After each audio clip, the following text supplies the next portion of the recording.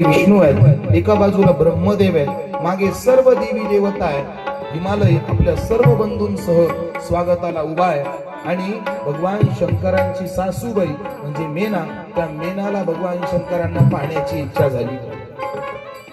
तिला माझा जावई इतका मोठं वैभव घेऊन एवढं चांगलं घेऊन आलाय, हा जरा मेनाच्या हा पार्वती झाली होती, सासरे बुवा झाले होते, सासूबाई परीक्षेच्या राहिल्या होत्या.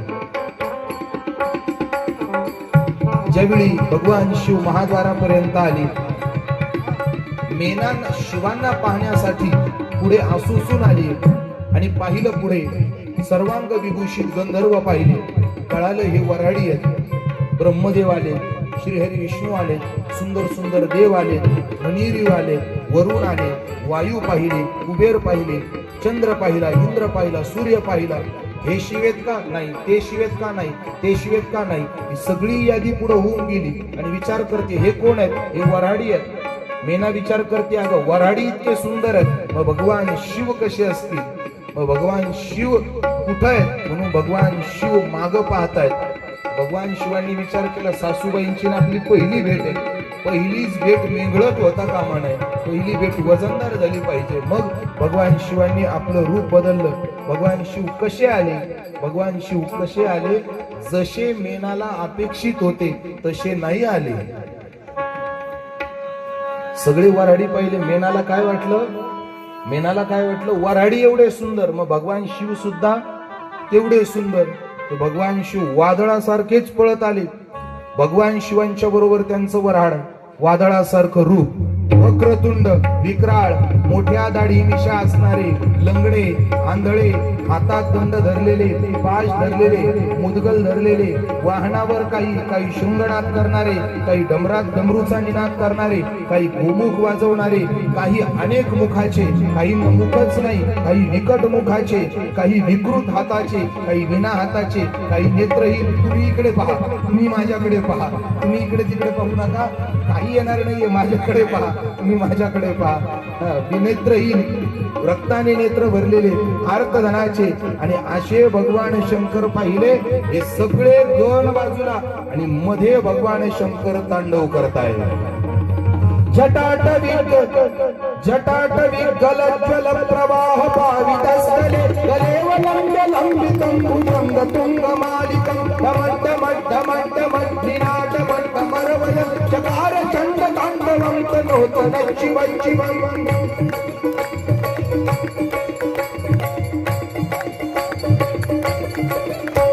जटाटटाः सहस्रमभ्रमन्निधिं पन्निर्झिरि विरोधरी वल्लरी विराजमान मूर्धनि धगद् धगद् धगद् धगद् ललाटपावके किशोर चन्द्रशेखरे रति प्रतिक्षणं मम.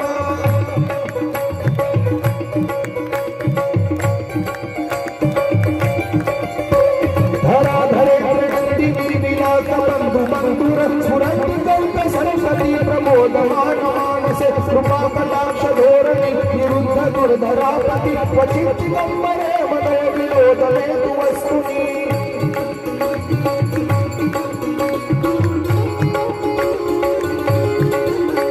जटाभुजं पिंगल स्फुरत्नामणि प्रभाभदं कुकुमं प्रवक्त्रविप्रति वधूमुखे मदान्त सिंधुरनुरग्नि गुन्दियाति मे दुरे मनो विनोदमर्पणं बिभरतभूत भरतरी.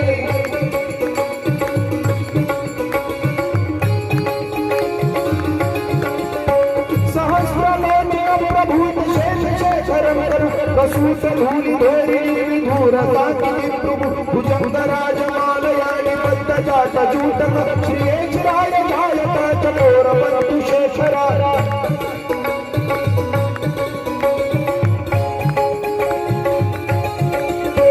ललाट चत्परज्वलज्जलसूलिङ्गलिङ्गभानि पीतमर्कसायकानि मण्डलिम्बनायक सुधामयूखलेखया विराजमान शेखर महाकपाल कल्पदे शिरोचटालमुस्कुनः.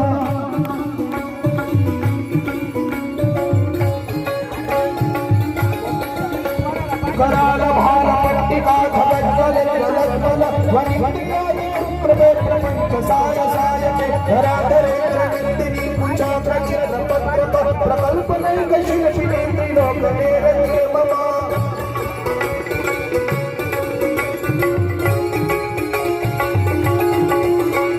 नवीन मेघमंडली धर धर धर विश्वश्री तमाम प्रबंध कंदर निगण निर्जरी धर सरो कलाल दार बंधुर श्री जगत धर धर रहा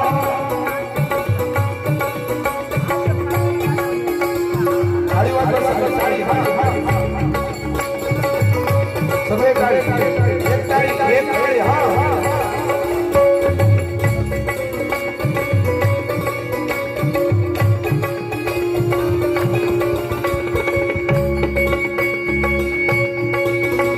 प्रफुल्ल नील पंख जब प्रपंच काली प्रभावलंबी कंठगंधरी प्रपंच तुति कंदरी समच्चिदं पुरच्चिदं भवच्चिदं मखच्चिदं गजच्चिदं तमच्चिदं तमन्मतच्चिदं भजे